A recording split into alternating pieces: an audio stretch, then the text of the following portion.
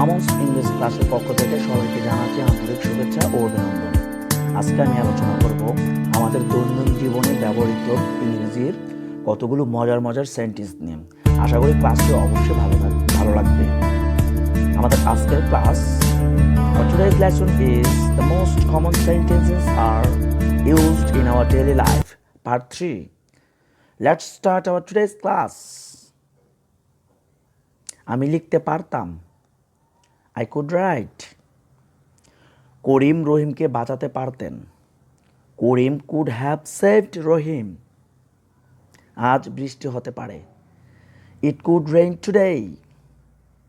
আমাকে আসতে হয়েছিল, I had to come.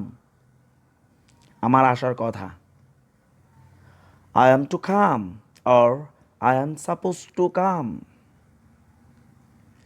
সে 3 দিন পর পর আমার সাথে দেখা করে, He meets me every third day.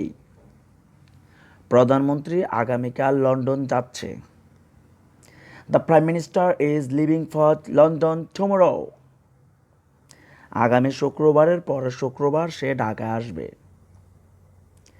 She is coming to Dhaka next Friday, or she is coming to Dhaka the Friday after next. তিনি ইতোমধ্যে ঢাকায় পৌঁছে থাকবেন, He will have reached Dhaka by this time. করিম 2022 সালের মধ্যে তার মেয়েকে বিয়ে দিয়ে দিবে, করিম will have married off his daughter by 2022.